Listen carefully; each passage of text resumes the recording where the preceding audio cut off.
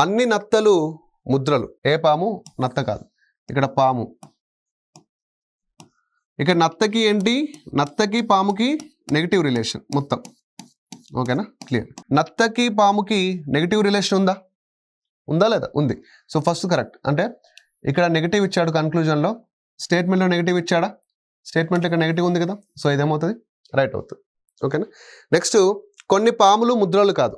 కొన్ని పాములు ముద్రలు కాదు అంటే ఇప్పుడు ఇక్కడ చూడనా, ఈ రెండు తీర్మానాలకు డిఫరెన్స్ ఏంటంటే, ఏ నత్త పాము కాదంటే పాముకి నత్తకి మొత్తానికే రిలేషన్షిప్ ఉండదు. ఇక్కడ కొన్ని పాములు ముద్రలు కాదు అంటే, కొన్ని పాములు ముద్రలు కాదంటే పాముకి ముద్రకి కొంత మాత్రమే నెగిటివ్ ఉండాలి.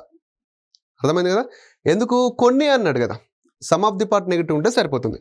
ఓహో, కొన్ని పాములు ముద్రలు కాదంటే పాములో కొంత లైన్స్, ముద్రలో కొన్ని లైన్స్ ఉంటే అయిపోతుంది.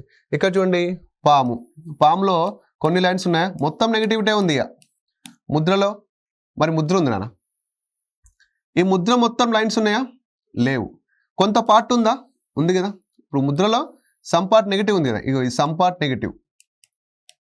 ఇక్కడ కూడా పాములో నెగిటివ్ ఉంది. సో అప్పుడు ఏమవుతుంది? రైట్ అవుతుంది. ఓకేనా?